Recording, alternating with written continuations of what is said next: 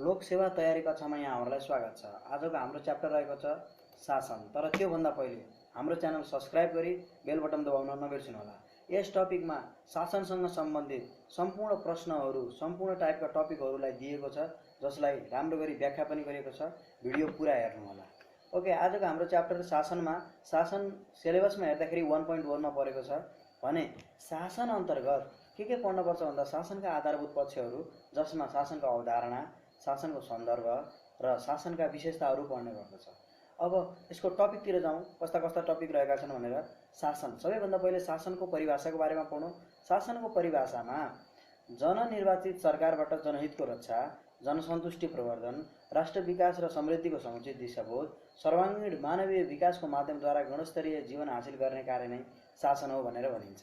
भने यसलाई वर्ल्ड ब्याङ्कले the way power is exercise through a countries economic, political and social institution भनेर भनेको छ।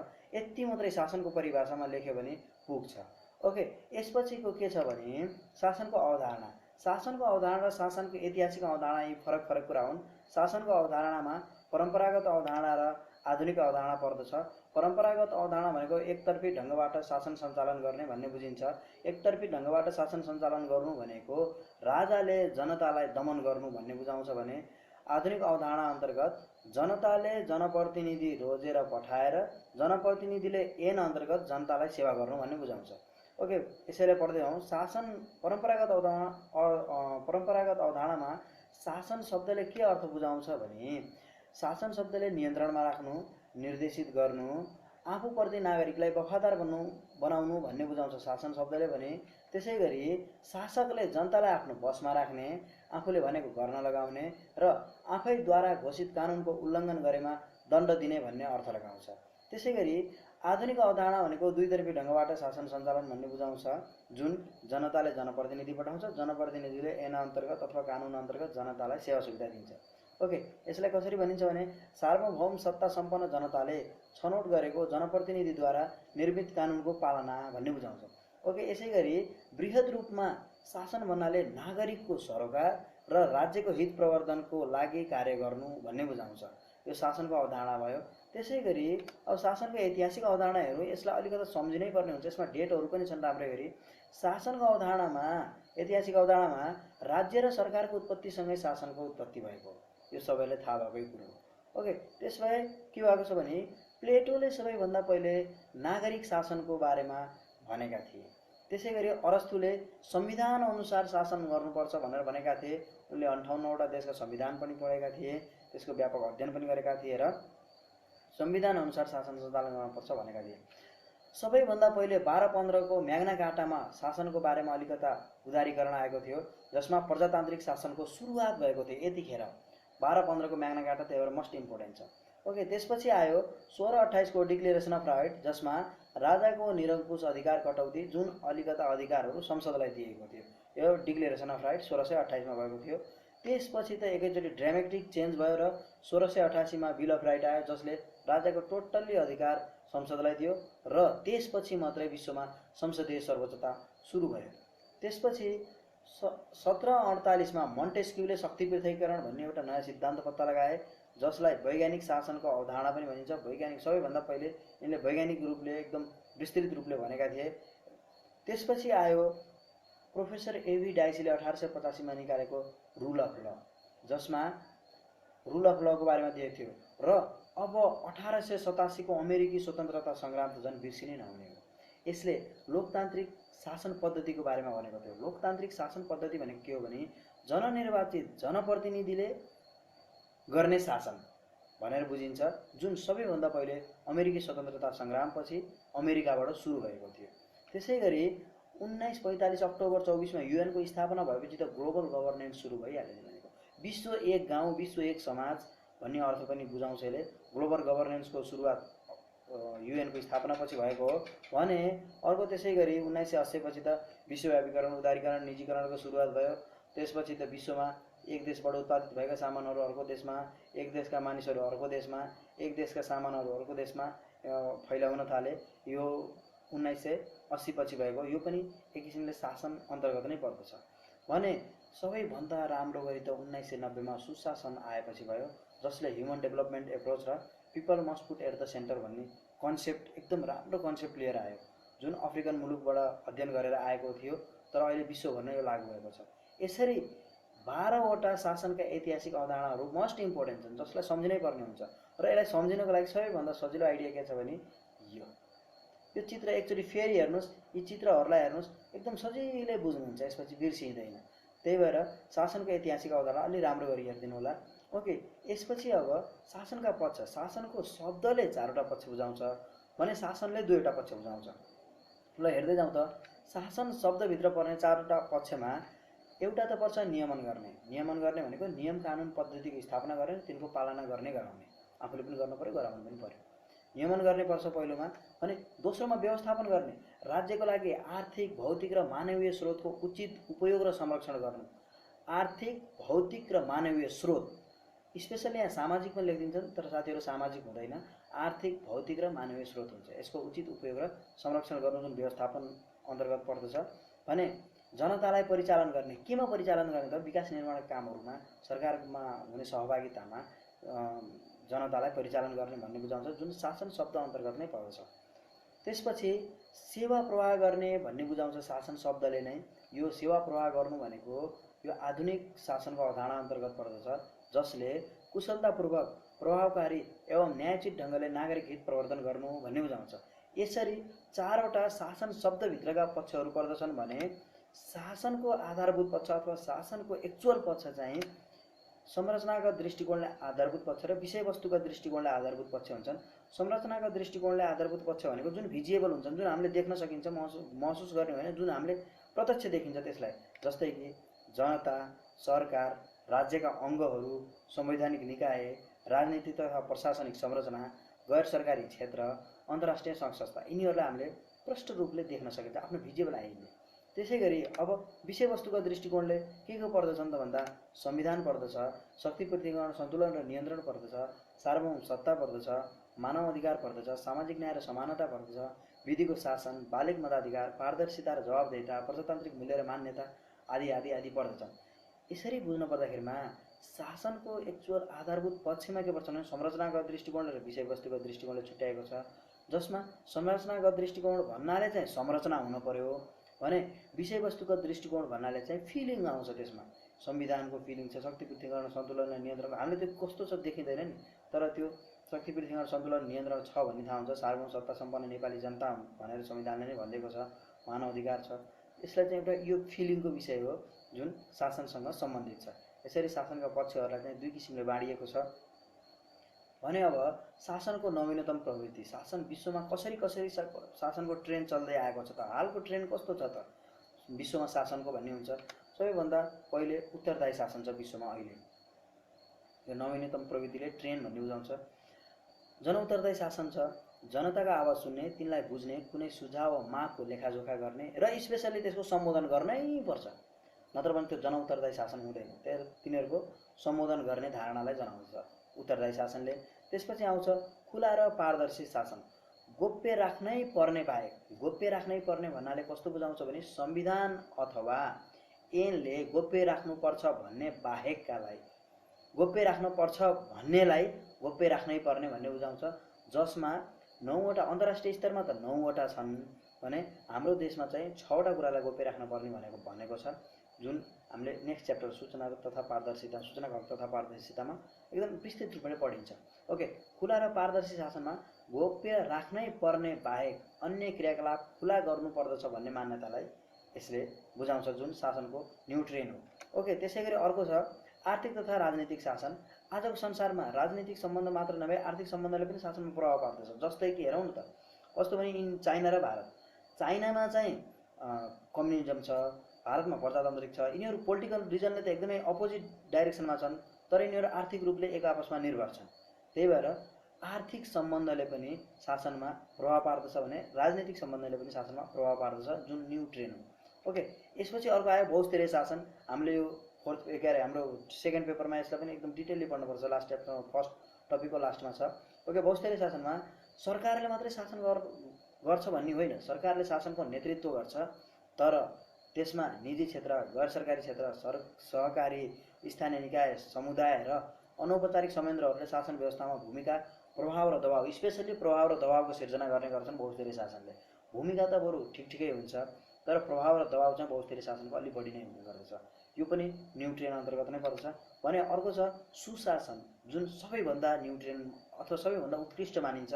शासनको प्रभावकारिताका लागि तीनटा कुरा चाहिन्छ, उत्तरदायित्व चाहिन्छ, पारदर्शिता चाहिन्छ एवं कानुनको शासनलाई महत्त्व दिने गरी आएको अवधारणा हो। यो तीनटा भयो भने चाहिँ शासन सुशासन नै गर्छ गरे, एकदमै राम्रो शासन, राम राज्य हुन्छ गरे भनेर भनिन्छ। यति पाँचवटा चाहिँ शासनको नवीनतम प्रवृत्ति अथवा शासनको न्युट्रिएन अन्तर्गत पर्दछन्। ओके, त्यसै गरी अब शासनको सन्दर्भहरू त यसले के भन्छ भने कस्ता कस्ता शासन भए र कस्ता कस्ता शासन चलिराखेका छन् भन्ने यसले बुझाउँछ शासनको सन्दर्भले। त्यसो भए कस्ता कस्ता के भयो त भन्दा सबैभन्दा पहिले निरङ्कुश शासन बुझिन्छ, दलीय प्रतिस्पर्धा नहुने, एकै दल वा व्यक्ति केन्द्र शासनमा हुने भन्ने बुझाउँछ। यानि कि निरङ्कुश शासनले दलीय प्रतिस्पर्धा हुँदैन, एकै दल वा व्यक्ति केन्द्रित शासन हुन्छ। अर्को छ सर्वसत्तावादी शासन। यसले के भन्छ भने आफ्नो सत्ता जोगाउन जनताको खुसीलाई समाप्त पार्ने। जस्तै इक्जाम्पल दिन्छु, इक्जाम्पल मात्रै हो, यसलाई रियली नलिनु होला। ज्ञानेन्द्र सरकारको लास्ट आवरको शासन, जसले जनता सबै जनता बाटोमा उत्रिसके तर उनले आफ्नो सत्ता जोगाउन खोजिराखे, त्यसलाई भनिन्छ सर्वसत्तावादी शासन। त्यसपछि अर्को आयो सृजनशील शासन। सृजनशील शासनले के गर्छ भने दलीय प्रतिस्पर्धालाई त्यति महत्त्व दिँदैन, तर देशको भलाइको लागि नै काम गर्छ। जस्तै कि दलीय प्रतिस्पर्धालाई महत्त्व नदिने तर देशलाई आर्थिक सामाजिक विकासमा लैजाने तथा जनताको खुसीलाई, स्पेसली त जनताको खुसीलाई विशेष महत्त्व दिन्छ। यो चाहिँ जस्तै कि सिङ्गापुरको शासनमा यस्तै थियो, दलीय प्रतिस्पर्धालाई त्यति चाहिँ त्यहाँ भ्यालु छैन, अझै पनि छैन, तर देशलाई आर्थिक सामाजिक रूपले निकै नै अगाडि बढाइसकेका छन्। यसलाई भन्छ सृजनशील शासन। यो पनि शासनको शासनको सन्दर्भ अन्तर्गत नै पर्छ, कस्तो शासन चलिराखेको छ विश्वमा भन्ने अन्तर्गत नै पर्दछ। त्यसपछि आयो लोकतान्त्रिक शासन प्रणाली। यसमा जनप्रतिनिधिले शासन गर्छन्। लोकतन्त्रको त हामीले परिभाषा नै थाहा छ, लोकतान्त्रिक शासन प्रणालीमा जनप्रतिनिधिले शासन गर्छन्। त्यसपछि उदारवादी लोकतान्त्रिक शासन। उदारवादी लोकतान्त्रिक शासनले के भन्छ भने कसैलाई पनि विशेष संरक्षण गरिँदैन, सबलाई समान रूपले व्यवहार गरिन्छ भनेर भन्ने गर्छ उदारवादी लोकतान्त्रिक शासनले। त्यसपछि आयो समावेशी लोकतान्त्रिक शासन, सबैभन्दा पछि आएको यो शासन हो।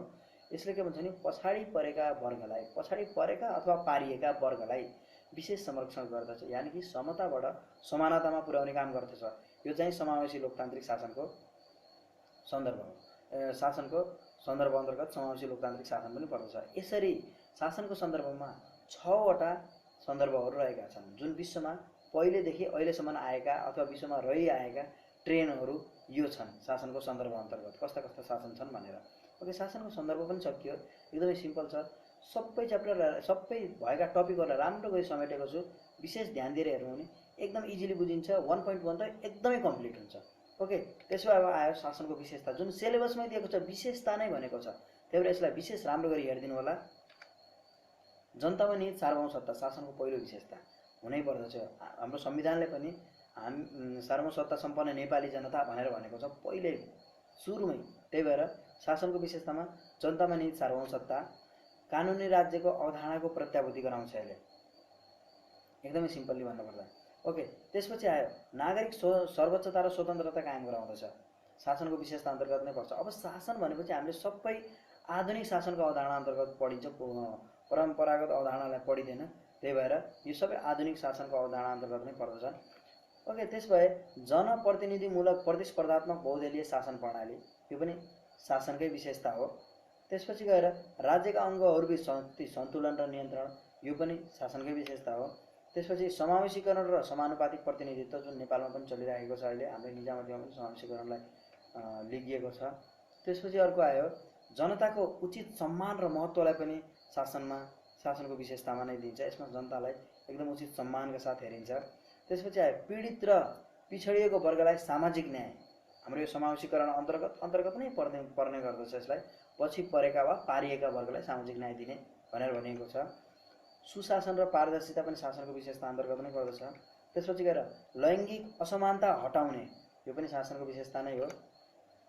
कूटनीतिक व्यवस्था हुनुपर्छ, एकदमै यो एक देश र अर्को देशको सम्बन्धलाई सुमधुर बनाउनको लागि कूटनीतिक व्यवस्था हुनुपर्दछ भने लास्टमा नागरिक हित प्रवर्धन गर्ने भन्ने बुझाउँछ। यति चाहिँ 12वटा शासनको विशेषता अन्तर्गत पर्दछन्। अब हेरौँ त शासन यति भएपछि शासनका सबै टपिकहरू हामीले छोइयो। सबै टपिकहरूलाई राम्रो गरी व्याख्या गरिएको छ। यहाँभन्दा बेसी शासनमा पढ्नै पर्दैन। अब राज्य र सरकारको बारेमा अलिअलि पढौँ, यसलाई त्यति धेरै गहिरो गरी जान पर्दैन। राज्य भनेको के हो त, परिभाषै हेरौँ न त्यसको। राज्यमा राजनीतिक रूपमा सङ्गठित समाज हो भने यो विशेष प्रकारको राजनीतिक प्रणाली हो जोसँग सम्प्रभुता हुन्छ। यानि कि सम्प्रभुता भनेको जनताद्वारा यिनीहरू निर्वाचित हुन्छन् भन्न खोजेको हो भने जनताले यसलाई चाहिँ मान्यता दिएको हुन्छ भन्न खोजेको हो। अब यसले निश्चित भूभागमाथि बसोबास गर्ने जनसङ्ख्यामाथि स्वतन्त्र ढङ्गले कानुनी सत्ताको प्रयोग गर्दछ। यो पनि राज्य अन्तर्गत नै पर्दछ भने राज्य समुदायको पनि समुदाय हो। राज्य अमूर्त निराकार स्थायी र सम्प्रभुता सम्पन्न संस्था पनि हो भने राज्य नभई नहुने नेसेसरी इभिल हो। यति 6वटा टपिक 6वटा बुदाहरू राज्यका परिभाषा अन्तर्गत पर्दछन् जुन मोस्ट इम्पोर्टेन्ट हुन्छन्। यसलाई राज्यको परिभाषामा जस्ताको तस्तै लेख्यो भने एकदमै राम्रो हुन्छ। ओके, त्यसपछि गएर हामी हेरौँ त्यसो भए सरकारको बारेमा। सरकारले के भन्छ भने मुलुकको शासन सञ्चालन गर्ने अधिकार प्राप्त गरी राज्यका नीति तथा उद्देश्यहरू हासिल गर्न सम्पूर्ण समुदायलाई परस्परमा आबद्ध र एकताबद्ध गर्न सङ्गठित संस्था नै सरकार हो भन्ने गर्छ। साह्रै मिठो परिभाषा छ, यसलाई जस्ताको तस्तै घोक्दिनु होला, एकदमै मिठो छ। ओके, यसपछि गएर हामी अलिकता फरक हेर्छौँ। राज्य र शासनका बिचमा भिन्नता कस्तो छ त, हेरौँ त। राज्य र शासनका बिचमा भिन्नता सुरुमा अर्थ। यो राज्य 5 तत्त्व मिलेर बनेको हुन्छ भने शासन यो राज्य सञ्चालन गर्ने प्रणाली मात्र हो। राज्य सञ्चालन गर्ने प्रणाली नै शासन हो भनेर भन्छ। सुरुमा अर्थ आयो, त्यसपछि गएर संरचना आयो। संरचनामा यो प्रत्यक्ष रूपमा देखिने हुन्छ राज्य भने शासन यो देखिँदैन, महसुस मात्र गर्न सकिन्छ कसरी शासन भइराखेको छ भनेर। त्यसपछि आयो अवधि। अवधिमा राज्य त अनन्तकालसम्म हुन्छ। अब त झन् अहिले अब यो युएनको स्थापना भइसकेपछि त एक देशले अर्को देशलाई हस्तक्षेप गर्न नहुने भनिसकेको छ। त्यही भएर राज्य अनन्तकालसम्म हुन्छ भने शासन क्रान्ति, विद्रोह र आम सहमति यो 3 चिजबाट परिवर्तन गर्न पनि सकिन्छ। शासन एउटा शासनबाट अर्को शासन प्रणालीमा जान सकिन्छ। ओके, त्यसै गरी परिवर्तन, यो परिवर्तन हुन सक्दैन। अब त युएनको स्थापना भइसकेपछि यो राज्य परिवर्तन हुन सक्ने सम्भावना त अत्यन्तै न्यून छ। यो परिवर्तन हुनै सक्दैन भने शासनलाई जनताले परिवर्तन गर्न सक्छ। त्यही क्रान्ति, विद्रोह र आम सहमतिद्वारा नै परिवर्तन गर्न सक्छ। ओके, त्यसै गरी अब हेरौँ क्षेत्र। राज्य यो निश्चित सीमाभित्र हुन्छ। राज्य चाहिँ निश्चित भौतिक सीमाभित्र हुन्छ भने शासन चाहिँ विभिन्न राज्यमा एउटै पनि हुनसक्छ। जस्तै कि शासन प्रणाली हेर्ने हो भने रसियामा, चाइनामा, भियतनाममा, क्युबामा, नर्थ कोरियामा एउटै शासन प्रणाली छ। त्यही भएर शासन फरक फरक राज्यमा पनि हुनसक्छ, एउटै हुनसक्छ, तर राज्य निश्चित सीमाभित्र मात्र हुने गर्दछ। ओके, यो त भयो राज्य र शासन बिचका भिन्नता। यति लेखे पुग्छ, यहाँभन्दा धेरै लेख्न पर्दैन। अब शासन र सरकारका बिचमा भिन्नता के छ त, यसलाई पनि एकदम राम्रो गरी हेर्दैनौँ न त। शासन र सरकारका बिचमा सबैभन्दा पहिले अर्थ। राज्य सञ्चालनको विधि हो, राज्य सञ्चालनको विधि हो शासन प्रणाली भनेको भने सरकार राज्य सञ्चालनको कर्ता हो। फेरि सरकारले राज्य सञ्चालन गर्दछ भन्न खोजेको। त्यसै गरी संरचना यो प्रत्यक्ष रूपमा देखिने हुन्छ। शासन यो देखिँदैन, महसुस मात्र गर्न सकिन्छ सरकारलाई चाहिँ। परिवर्तनमा शासन क्रान्ति, विद्रोह र आम सहमतिद्वारा परिवर्तन हुन्छ भने यो संवैधानिक परिवर्तन प्रक्रियाद्वारा परिवर्तन हुन्छ सरकार। यानि कि अब अवधि सकिएपछि जननिर्वाचन गरेर परिवर्तन गर्न सकिन्छ भन्न खोजेको यसले। त्यसपछि अवधि आयो। शासन लामो समयसम्म चल्ने गर्दछ भने सरकार निश्चित अवधिसम्म मात्र चल्ने गर्दछ। कर्ता शासन सरकार बाहेकका पात्रबाट पनि हुन्छ भने सरकार जनताबाट चयन भएका हुन्छन्। यानि कि सरकार निर्वाचित गर्न, सरकार बनाउनको लागि चाहिँ जननिर्वाचित जनप्रतिनिधिले आफूमा छनौट गरेर सरकार बनाउने गर्दछन् भन्न खोजेको यसले। ओके, यी त भए शासन र सरकारको भिन्नता। यसलाई जस्ताको तस्तै याद गरिदिनु, एकदमै सजिलो गरी लेखेको पनि छ। यसलाई याद गरिदिनु भने अति नै सजिलो हुन्छ। यति लेखे पुग्छ, हामीलाई धेरै लेख्न पर्दैन। ओके, अब अर्को जाउँ। त्यसो भए शक्ति पृथकीकरण भनेर भनेको छ। शक्ति पृथकीकरण हाम्रो च्याप्टरमा दिएको छ, शासन च्याप्टरमा। शक्ति पृथकीकरण भनेको के हो भने शासकीय शक्तिको विभाजन। यहाँ चित्रमा पनि एकदम राम्रो गरी बुझाएको छ। कार्यपालिका, व्यवस्थापिका, न्यायपालिकाले आफ्नो काम गर्ने भन्न खोजेको हो। के भन्छ भने परिभाषाले सरकारका 3 अङ्गहरूमा निहित शक्तिको प्रयोग स्वतन्त्र रूपले गर्न पाउने तथा एक अङ्गले अर्को अङ्गको कार्यलाई हस्तक्षेप गर्न नहुने तथा एकै व्यक्ति एकभन्दा बढी अङ्गमा बहाल नहुने भन्ने बुझाउँछ शक्ति पृथकीकरणले। भन्न खोजेको के हो भने शक्तिको प्रयोग स्वतन्त्र रूपले गर्न पाउने, कार्यपालिकाले कार्यपालिकाको शक्तिको प्रयोग गर्न पाउँछ, न्यायपालिकाले न्यायपालिकाको आफ्नो शक्ति प्रयोग गर्न पाउँछ भन्ने बुझायो। एक अङ्गले अर्को अङ्गलाई हस्तक्षेप गर्न नहुने, कार्यपालिकाले न्यायपालिकालाई हस्तक्षेप गर्न हुने, न्यायपालिकाले कार्यपालिकालाई हस्तक्षेप गर्न नहुने भन्ने बुझाउँछ। भने एकै व्यक्ति एकभन्दा बढी अङ्गमा बहाल हुन नहुने, यानि कि कार्यपालिका प्रमुख न्यायपालिका प्रमुख हुन पाउँदैन, अथवा कार्यपालिकामा काम गर्ने न्यायपालिकामा काम गर्न पाउँदैन, न्यायपालिकामा काम गर्ने व्यवस्थापिकामा काम गर्न पाउँदैन भन्ने बुझाउँछ। यो त भयो शक्ति पृथकीकरणको। अब शक्ति पृथकीकरणका गुणहरू के छन् त भन्दा शक्ति र कार्यको विभाजनका कारण शासन सञ्चालन गर्ने कार्य सहज र सरल बन्दछ। किनभने काम त बाँडिएको हुन्छ, के शक्ति त बाँडिएको हुन्छ। त्यसो एकैजनालाई दिन भन्दा त धेरैजनालाई दियो भने अति सजिलो गरी काम हुने गर्दछ। त्यही भएर शक्ति र कार्यको आधारमा विभाजन गर्ने गरिन्छ। त्यसपछि आयो नागरिक स्वतन्त्रताको संरक्षण र सम्वर्धन हुन्छ। किनभने प्रत्येक अङ्गले चाहिँ नागरिक केन्द्रित भएरै काम गर्ने हुन् र तीनवटा अङ्गले नागरिक केन्द्रित भएर काम गर्दाखेरि त संरक्षण र सम्वर्धन हुने भयो। ओके, त्यसै गरी सरकारको कार्य सरल र सहज बन्दछ। हो, एकदम स्वाभाविक रूपले हो, किनभने काम त बाँडिएको छ। त्यसपछि आयो निरङ्कुशताको अन्त्य हुन्छ। ओके, अब आयो शक्ति पृथकीकरणका दोषहरू। के छन् त शक्ति पृथकीकरणका दोषहरू? व्यवहारमा लागू गर्न कठिन छ, किनभने व्यवस्थापिका निरङ्कुश भइदियो भने कसले कन्ट्रोल गर्ने त त्यसलाई, अथवा कतिपय कामहरू त बाजिएका पनि हुन्छन्, कसले त्यसलाई हेर्ने त भनेर। त्यही भएर व्यवहारमा लागू गर्न कठिन छ। राष्ट्रिय एकतामा खलल हुन सक्छ। भने कार्य स्वायत्तता र पृथक अस्तित्वले प्रत्येक अङ्गलाई निरङ्कुश र स्वेच्छाचारी पनि बनाउन सक्छ। भने आफ्नो काम अरूले गर्न पाउँदैन, आफूले जे गरे पनि भयो भन्ने हिसाबले चाहिँ यसलाई चाहिँ स्वेच्छाचारी अथवा निरङ्कुश पनि बनाउन सक्दछ भनेर भन्न खोजेको हो। त्यसै गरी शक्ति पृथकीकरणको सिद्धान्त, यो चाहिँ इम्पोर्टेन्ट छ, यसलाई चाहिँ एकदम राम्रो गरी हेरिदिनु होला। शक्ति पृथकीकरणको सिद्धान्तमा सबैभन्दा पहिले कार्य प्रकृतिको आधारमा शासकीय शक्तिको विभाजन हुन्छ। कार्य प्रकृति कसले कस्तो काम गर्ने भनेको, जस्तै कि न्यायपालिकाले न्याय दिने, व्यवस्थापिकाले कानुन बनाउने भने कार्यपालिकाले त्यसको लागू गर्ने। त्यही भएर कार्य प्रकृतिको आधारमा शासकीय शक्तिको विभाजन हुन्छ। प्रत्येक अङ्ग स्वतन्त्र ढङ्गले रहने गर्दछ। त्यसै गरी एकै व्यक्ति एकभन्दा बढी अङ्गमा बहाल हुन पाउँदैन भनेर भनेको छ यसले। अब प्रत्येक अङ्गको अधिकारको सीमा निर्धारण गरिएको हुन्छ, त्यहाँभन्दा बेसी उसले अधिकार प्रयोग गर्न पाउँदैन। ओके, शक्ति पृथकीकरण, सन्तुलन र नियन्त्रण, त्यो त भयो शक्ति पृथकीकरण जुन एकदमै कठिन थियो, त्यसको एकदमै मोडिफाइड रूप यो हो। यसलाई जोन एडम्सले प्रस्तुत गरेका थिए। ल यसलाई एकचोटि हेरौँ त। ल चित्रसहित पनि दिएको छ। शक्ति पृथकताबाट राज्य सञ्चालनका तीन अङ्गहरूबीच उत्पन्न हुने असमञ्जस्य र द्वन्द्वको स्थितिको संवैधानिक प्रावधान मार्फत निराकरण गर्न सकिने र परस्परमा सन्तुलन कार्यका सहयोग र समन्वयका चाहेकाले जोन एडम्सले यसलाई प्रस्तुत गरे, जुन सर्वप्रथम अमेरिकामा गरेका थिए। बायाँपट्टि नेपालको अथवा चाहिँ संसदीय शासन प्रणालीले देखाएको छ शक्ति पृथकीकरण, सन्तुलन र नियन्त्रणमा। भने दायाँपट्टि शक्ति पृथकीकरण, सन्तुलन नियन्त्रणमा अमेरिकी मोडललाई देखाएको छ, यानि कि राष्ट्रपतीय मोडललाई देखाएको छ। यसले भन्न खोजेको के हो भने तीनटै अङ्गले एक अर्कालाई हेर्न पनि मिल्ने, यदि उनीहरूले आफ्नो कामलाई मिचे भने आफूहरू स्वतन्त्र रूपले काम पनि गर्न पाउने भन्न खोजेको हो। जसलाई एकदम राम्रो गरी फिगरहरूले पनि बुझाएको छ। राम्रो गरी यसलाई पढ्नु भयो भने पनि भिडियो पज गरेर यसलाई पढ्नु भयो भने पनि एकदम राम्रो गरी बुझिन्छ। यो त भयो शक्ति पृथकीकरण, सन्तुलन र नियन्त्रणको। ओके, शक्ति पृथकीकरण, सन्तुलन र नियन्त्रणको सिद्धान्तमा के हुन्छ भने निरपेक्ष पृथकताबाट प्रभावकारी राज्य व्यवस्था सम्भव छैन, यानि कि निरपेक्ष पृथकीकरण त हुनै सक्दैन कुनै पनि राज्यमा भनेर बुझाउँछ।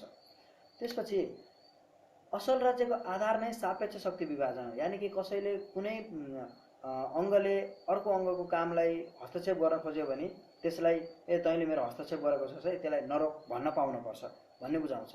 त्यसपछि अर्को आयो एक अङ्गको गलत कार्यलाई अर्को अङ्गले प्रश्न लगाउन पाउने, त्यही नै कुरो भयो। त्यसपछि अर्को आयो आवश्यक नियन्त्रण त अपरिहार्य छ, नत्र भने त त्यो एकदमै निरङ्कुश भइहाल्छ के। त्यही भएर कहीँ न कहीँबाट त त्यसलाई कन्ट्रोल गर्नु पर्यो नि। त्यही भएर ती तीनवटालाई एक आपसमा कन्ट्रोल गर्नको लागि अधिकार दिएको छ। भने नागरिक हितलाई बढी सुरक्षित गराउँछ। कुनै पनि अङ्ग निरङ्कुश हुने भयो नभएपछि त नागरिक हित त त्यसै पनि सुरक्षित हुने भयो। ओके, अब त्यति भएपछि शक्ति पृथकीकरण, सन्तुलन नियन्त्रण, शक्ति पृथकीकरण, सन्तुलन नियन्त्रणलाई एकदम राम्रो गरी पुग्छ। त्यसलाई राम्रो गरी याद गरेपछि त्यति भए पुग्छ। ओके, अब कानुनको शासन अन्तर्गत जाउँ। कानुनको शासन भनेको के हो त, यसलाई कसले सुरुवात गरे, यसको प्रवर्तक को हुन् भन्ने बुझाउँछ। कानुनको शासनमा सबैभन्दा पहिले कानुनको शासन भनेको कानुनको सर्वोच्चता नै हो कानुनको शासन। त्यसपछि आएर कानुनको अगाडि समानता, कानुनको अगाडि त सबै समान छन् भन्ने बुझाउँछ। त्यही भएर कानुनको अगाडि समानता पनि कानुनको शासनको परिभाषा अन्तर्गत नै पर्छ। संविधान सामान्य कानुनको उपज हो भनेर बनाउँछ, यानि कि हाम्रो जनजीवनमा जस्तो व्यवहारमा हाम्रो जस्तो लागू भइराखेको छ त्यही अनुसार कुनै संविधान भयो भने मात्र त्यसलाई पालना गर्न सकिन्छ भन्ने बुझाउँछ। त्यही भएर संविधान सामान्य कानुनको उपज हो, घरायसी कानुनको उपज हो भन्ने बुझाउँछ। गाउँघरको कानुनको उपज हो, यानि कि सामाजिक कानुनको उपज हो भन्ने बुझाउँछ। अब शासन स्वेच्छाचारी नहुनु, शासन व्यवस्था कानुन अनुरूप सञ्चालन हुनु, प्रत्येक व्यक्ति कानुनको अधीनमा हुनु, प्रत्येक व्यक्तिले कानुनको पालना गर्नु, कानुनको समान प्रयोग हुनु, यति चाहिँ कानुनको शासन अन्तर्गतका परिभाषा हुन्। यसलाई ठ्याक्क भाषा मिलाएर लेख्नु हो भने कानुनको शासन एकदमै मिठो परिभाषा हुन्छ, केही पनि छुट्दैन। अब यसका प्रवर्तक एडवर्ड कोक हुन्। यसलाई प्रवर्धन गर्ने एडवर्ड कोकले गरेका थिए भने प्रोफेसर एबी डायसीले सर्वप्रथम introduction to the law of कन्स्टिट्युसनमा यसलाई व्याख्या गरेका थिए, जुन 1885 मा पब्लिस भएको थियो। भने यसमा सबैभन्दा इम्पोर्टेन्ट कुन छ त भन्दा यो तीनवटा कुनै पनि परिभाषा, कानुनको शासनको जस्तो परिभाषा लेख्नु होला, तर कानुनको सर्वोच्चता, कानुनको अगाडि समानता र संविधान सामान्य कानुनको उपज यो छोड्नै हुँदैन, यो मुख्य छुटाउनै नहुने कुरा हो। त्यही भएर कानुनको शासनलाई सकेसम्म सबै लेख्नुस्, नसके तीनवटा त लेख्नै पर्छ। त्यसो अगाडि जाउँ। कानुनको शासनभित्र के पर्दछन् त, अथवा त्यसको अन्तर्वस्तु के हो त भन्दा आवधिक निर्वाचनबाट जनप्रतिनिधि चयन पहिलो, दोस्रोमा चाहिँ शक्ति पृथकीकरणको व्यवस्था हुनुपर्छ, अथवा सन्तुलन नियन्त्रण भन्ने पनि हुन्छ, केही पनि हुँदैन, शक्ति पृथकीकरण सन्तुलन नियन्त्रणको व्यवस्था हुनुपर्छ। त्यसपछि गएर न्यायिक स्वतन्त्रता कानुनी शासनमा हुनै पर्दछ, नत्र कानुनी शासन लागू हुनै सक्दैन। त्यसपछि आयो स्वविवेकी अधिकार कम हुन्छ, यानि कि कानुनी शासन अन्तर्गत के हुन्छ भने कानुनमा जे लेखिएको छ त्यही नै गर्न पर्ने हुन्छ, त्यहाँभन्दा बाहिर जान पाइँदैन। त्यही भएर न्यायाधीशको अथवा कानुन लागू गराउने मान्छेको स्वविवेकी अधिकार यसमा एकदमै कम हुन्छ भनेर भनेको छ।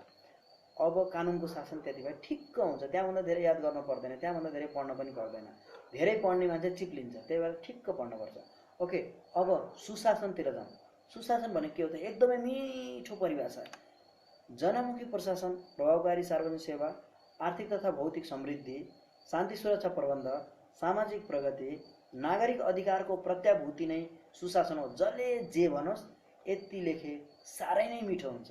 तर यहाँ भन्दा पनि मिठो लेख्नुहुन्छ भने राजनीतिक रूपमा लोकतान्त्रिकरण, आर्थिक रूपमा उदारीकरण, औद्योगिक एवं व्यापारिक क्षेत्रको विश्वव्यापीकरण, प्रशासनिक क्षेत्रको सुदृढीकरण, सरकारको भूमिकाको न्यूनीकरण, निजी क्षेत्र र नागरिक समाजको सशक्तिकरण, पिछडिएको लिङ्ग वर्ग क्षेत्रको मूल प्रवाहीकरण, लोकतान्त्रिक पद्धतिमा समावेशीकरण, सांस्कृतिक मूल्य र मान्यताको एकीकरण, शासकीय शक्तिको विकेन्द्रीकरण, यो सबैभन्दा मिठो सुशासनको परिभाषा बन्छ। यसो गर्नु होला तपाईहरुले, सुशासन भनेर आयो भने जनमुखी प्रशासन भन्ने माथिपट्टिको जुन छ त्यसलाई परिभाषामा लेखिदिनु होला भने तलपट्टिको जुन राजनीतिक रूपमा लोकतान्त्रिकरण भन्ने छ यसलाई निष्कर्षमा लेखिदिनु भयो भने त साह्रै नै मिठो सुशासनको एन्सर बन्ने गर्दछ। ओके, सुशासनको त यो भयो भने सुशासनको अवधारणा कहाँबाट आयो त, सुशासन कहाँबाट आयो त भन्दा विश्व बैंकद्वारा 1989 मा साउथ अफ्रिकन कन्ट्रीमा अध्ययन गरेर विकसित भएको हो यो। त्यसैगरी 1990 को दशकमा एड कन्डिसनालिटीको रूपमा आएको मान्यता पनि हो यो। एड कन्डिसनालिटीले people must put at the centre, human development approach भन्ने लिएर आएको छ, त्यस्तै लिएर आएका छन्। त्यही भएर 1990 को दशकमा एड कन्डिसनालिटीको रूपमा आएको मान्यता हो यो। त्यसैगरी पछिल्लो समय यो विश्वमै शासन सञ्चालनको महत्त्वपूर्ण आधार रहेको छ। भले कि सुशासन भनेर आफ्नो देशले आफ्नो तरिकाले परिभाषित गरेका छन्, डिफ्रेन्ट परिभाषा दिएका छन्, तर पछिल्लो समय सुशासन शब्द विश्वभरि नै एकदम चर्चित विषय रहेको छ। त्यसैगरी सबै देशले आफ्नो तरिकाले परिभाषित गरेका छन्, त मैले भनिसकेँ। अब नेपालमा 2064-10-23 मा सुशासन ऐन बन्यो भने संविधानले पनि सुशासनमा उच्च प्रतिबद्धता जनाएको छ। देशमा सुशासन कायम गर्ने भनेर एकदमै उच्च प्रतिबद्धता जनाएको छ। ओके, अब विश्व बैंकले सुशासनका 4वटा तत्त्व निर्धारण गरेको छ। ती के हुन् त भनेर अरु त थुप्रो छ, रुट्र्याक डेउपे पेफी कोसोको भन्ने त यसको सूत्रै छ, यो एकदम सबैलाई थाहा भएको सूत्र हो। आरयु रु भनेको रुल अफ ल, टी ट्र्याक भनेको ट्रान्सपरेन्सी यसरी दिएको छ, एसी रुट्र्याक एसी भनेको एकाउन्टेबिलिटी दिएको छ, यसै गरी नै दिएको छ रुट्र्याक डेउपे पेफी कोसोको भनेर दिएको छ। तर विश्व बैंकले जम्मा 4वटा मात्रै दिएको छ विश्व बैंकद्वारा सुशासनका तत्त्वमा। टिएपीपी ट्याब, टिएपीपी ट्याब भनेको के हो भन्दा ट्रान्सपरेन्सी, एकाउन्टेबिलिटी, पार्टिसिपेसन र प्रिडिक्टेबिलिटी यसलाई बुझाउँछ। विश्व बैंकद्वारा दिएको सुशासनको तत्त्व अन्तर्गत। भने अब सुशासन ऐनको उद्देश्य, नेपालमा सुशासनको उद्देश्य के छ त भनेर प्रश्नले फ्याक्ट सोध्यो भने के लेख्ने त भन्दा यहाँ दिएको छ। के हो भने मुलुकको सार्वजनिक प्रशासनलाई जनमुखी, जवाबदेही, पारदर्शी, समावेशी तथा जनसहभागितामूलक बनाई त्यसको प्रतिफल सर्वसाधारणलाई उपलब्ध गराउनु। यानी कि सुशासनले त जनमुखी, जवाबदेही, पारदर्शी, समावेशी र जनसहभागितामूलक त यो सुशासन हुनै पर्यो भने त्यसको प्रतिफल सर्वसाधारणलाई उपलब्ध गराउनु यो सुशासन ऐनको उद्देश्य नै हो, अथवा नेपालमा सुशासनको उद्देश्य भन्ने पनि बुझायो। भने कानुनको शासन, भ्रष्टाचार मुक्त र चुस्त प्रशासन, विकेन्द्रीकरण, आर्थिक तथा सार्वजनिक कार्य र स्रोतको कुशल व्यवस्थापन जस्ता आधारभूत मान्यतालाई आत्मसात गर्ने पनि भनेको छ सुशासन ऐनको उद्देश्यले। त्यसै गरी सर्वसाधारणले पाउनुपर्ने सेवा छिटो, छरितो र कम खर्चिलो ढङ्गले पाउने अवस्थाको सिर्जना गर्ने, यसै अन्तर्गत सूचनाका हकहरू, यताउति पारदर्शिताहरू आएका छन्। त्यही भएर सबैभन्दा पहिले छिटो, छरितो र कम खर्चिलो तरिकाले के अरे सर्वसाधारणले पाउनुपर्ने सेवा पाउनुपर्छ भन्ने मान्यतालाई सुशासनले अँगालेको छ। त्यसै गरी सुशासन पाउने नागरिकको अधिकारलाई व्यवहारमा उतार्ने, यो परिभाषित मात्रै गरेर हुँदैन, यसलाई व्यवहारमा उतार्नु पनि सबैभन्दा राम्रो हुन्छ भनेर यसले आफ्नो उद्देश्य अन्तर्गत राखेको छ। भने प्रशासन संयन्त्रलाई सेवा प्रदायक संयन्त्र तथा सहजकर्ताको रूपमा रूपान्तरण गरी मुलुकमा सुशासनको प्रत्याभूति दिने। यानी कि प्रशासनले हामी जनताबाट तिरेको ट्याक्सले हामीले तलब खान्छौँ भन्ने हिसाबले प्रशासनमा काम गर्ने व्यक्तिहरू अथवा प्रशासनिक संयन्त्रले काम गरे भने मात्रै त्यो सेवा प्रदायक संयन्त्र हुन्छ अथवा सहजकर्ताको रूपमा रूपान्तरण हुन्छ भनेर चाहिँ भनेको छ। त्यही भएर सुशासनको त्यो पनि एउटा उद्देश्य हो। अब नेपालमा अथवा विश्वमा सुशासनको समस्या के छ त भनेर यसमा बुझाए। त्यति भए सुशासन ऐनको उद्देश्य हो। यदि तपाईँले आफ्नो कापीमा लेख्नु हो भने त हाफ पेज भइहाल्छ त्यसै पनि। ओके, सुशासनको समस्यामा के पर्दछ त भन्दा अस्थिर राजनीति, एकदमै यो सबैलाई थाहा भएको कुरो, किनभने नेपाल भर्खर त क्रिटिकल फेजबाट गइरहेको छ। त्यसै गरी विभाजित नागरिक र नागरिक समाज राजनीतिक दल हो। विभाजित नागरिक पनि विभाजित छन्, नागरिक समाज पनि विभाजित छन्, राजनीतिक दल पनि विभाजित छन्, जुन सुशासनको समस्या हो। यानी कि राजनीतिक दल विभाजित छन् भनेको कति धेरै राजनीतिक दल छन्, जबकि अमेरिकामा 2वटा मात्रै राजनीतिक दल छ, यस्तैलाई बुझाउँछ। भने अब पारदर्शिता नहुनु, पारदर्शिता छैन, कतिपय कार्यालयहरूले आफ्नो पारदर्शिता देखाएकै छैनन्, सहनै गरेका छैनन्। त्यसै गरी जनचेतनाको कमी, मुख्यतः यही नै हो, जनचेतनाको कमी नै सुशासनको सबैभन्दा ठुलो समस्या हो। त्यसपछि आयो दण्डहीनता हुनु पनि सुशासनको समस्या हो। यानी कि अदालतले दिएको आदेशको पालना नगर्नु अथवा चाहिँ ऐन कानुन अनुसार आफू नहिँड्नु अथवा ऐन कानुनभन्दा माथि म छु भन्ने भावना आउनु नै दण्डहीनता हो, जुन सुशासनको सबैभन्दा ठुलो समस्या भन्ने पनि हुन्छ यसलाई। ओके, त्यसपछि आयो सुशासन अथवा कानुनी शासन। कानुनी शासन पनि भन्न मिल्छ सुशासनलाई। कानुनी शासनका पूर्व शर्तहरू के छन् त भनेर भन्नु पर्दाखेरिमा पहिलो राजनीतिक स्थिरता त चाहियो नि सुशासन कायम गर्नको लागि। राजनीतिक स्टेबिलिटी भएन भने त सुशासन कायम हुनै सक्दैन नि। त्यसपछि आयो मानव अधिकार चाहिन्छ, त्यसपछि आयो जनसहभागिता चाहिन्छ, त्यसपछि आयो प्रशासनिक संस्कृतिको विकास चाहिन्छ, एकदमै महत्त्वपूर्ण पनि। त्यसपछि आयो जनचेतनाको त अभिवृद्धि गराउनै पर्छ। त्यसपछि आयो जवाबदेही, सरकार जवाबदेही हुनै पर्दछ, नत्र सुशासन कायम हुँदैन। यानी कि पारदर्शी सरकार भन्ने पनि अर्थ लागेको किसिमले भन्नुपर्दाखेरिमा भ्रष्टाचार नियन्त्रण हुनुपर्छ। अर्को आयो स्वतन्त्र न्यायपालिका स्वतन्त्र भएन भने त्यसमा सुशासन कायम हुन सक्दैन, किनभने अन्यायमा पर्न सक्ने सम्भावना म्याक्सिमम रहन्छ। त्यसपछि गएर आवधिक निर्वाचन हुनुपर्छ। एउटै व्यक्तिले लामो समयसम्म शासन सञ्चालन गर्यो भने त्यो निरङ्कुश हुन सक्दछ, कसैसँग डर नहुन सक्दछ, त्यही भएर आवधिक निर्वाचन हुनै पर्दछ। स्वतन्त्र र सबल नागरिक समाज हुनुपर्छ, यानी कि एकदम तटस्थ नागरिक समाज हुनुपर्छ। तटस्थ भन्नाले के हो भने राजनीतिक रूपमा तटस्थ, आर्थिक रूपमा तटस्थ, सामाजिक रूपमा तटस्थ नागरिक समाज हुनुपर्दछ। भने विधिको शासन भएन भने सुशासन हुनै सक्दैन। त्यही भएर विधिको शासन अनुसार शासन सञ्चालन हुनुपर्छ। यो चाहिँ कानुनी शासनका पूर्व शर्तहरू हुन्। अब यति त ठ्याक्क मैले 1.1 शासन च्याप्टरको 1.1लाई ठिक्क पुग्ने गरी मैले यति लेखेको छु। अब यस च्याप्टरका की पोइन्टहरू पनि अलिकता छन् जुन हरेकमा लेख्न सकिन्छ। अहिलेसम्मका जतिवटा टपिक मैले पढाएँ ती सबै टपिकमा यी कीहरू, यति कीहरू अहिले मैले देखाउँछु, यति कीहरू याद गर्नु भने ती सबै टपिकलाई ठ्याक्क पुग्छ। त्यही भएर चाहिँ यी कीहरू चाहिँ स्पेसली यो कीहरू याद गरेर चाहिँ ठ्याक्क मिलाएर लेख्नु भने त ती सबैलाई पुग्छ। ओके, ती के छन् त भन्दा जनतामा निहित सार्वभौम सत्ता अथवा जनताको सर्वोच्चता, शासन जनताको हातमा, जनप्रतिनिधि निर्वाचित जनप्रतिनिधि, त्यसपछि समावेशीकरण, त्यसपछि गएर संविधान र कानुनको सर्वोच्चता, त्यसपछि गएर मानव अधिकार, त्यसपछि गएर शक्ति पृथकीकरण, सन्तुलन र नियन्त्रण, त्यसपछि गएर सूचनाको हक र पारदर्शिता, प्रेस स्वतन्त्रता, नागरिक समाज तटस्थता, सीमित सरकार, अथवा प्रतिनिधिमूलक लोकतन्त्र, स्वतन्त्र न्यायपालिका, सबल विपक्षी भन्नाले उसमा व्यवस्थापिका संसदमा सबल विपक्षी भन्ने बुझाउँछ, विकेन्द्रीकरण अथवा विकास निर्माणमा जनसहभागिता हरेक सरकारको हरेक पक्षमा जनसहभागिता, त्यसपछि गएर भ्रष्टाचार नियन्त्रण, आर्थिक अनुशासन, समता र समानता। यति लेखे ठ्याक्क यस च्याप्टरका यतिलाई मिलाएर लेख्नुभयो भने यस च्याप्टरका की पोइन्टहरू यति नै हुन्। यसैलाई मिलाएर लेख्नु भने हरेकलाई पुग्छ। र अहिलेसम्म मैले जति पढाएँ यति पढे पुग्छ। यहाँभन्दा धेरै पढ्नु भनेको धेरै जान्ने हुनु हो। त्यो भयो भने लोकसेवामा धेरै जान्ने मान्छे पनि फेल हुन्छ, थोरै जान्ने मान्छे पनि फेल हुन्छ, ठिक्क जान्ने मान्छे मात्रै पास हुन्छ। जति यसमा भनेको छु त्यति मात्रै हेर्नुहोस्, तपाईँलाई एकदमै क्लियर हुन्छ। यसपछि बुकबाट कस्ता कस्ता क्वेसन आएका छन् तिनीहरूलाई प्र्याक्टिस गर्नु होला। समसामयिक घटनाहरूलाई चाहिँ हेर्न नबिर्सिनु होला। शासन अन्तर्गतका एकदमै मजाले लेख्न सकिन्छ। ओके, हाम्रो च्यानललाई सब्स्क्राइब गरी बेल बटन दबाउन नबिर्सिनु होला र केही खराबी भए कमेन्ट बक्समा कमेन्ट गर्न नबिर्सिनु होला। Thank you.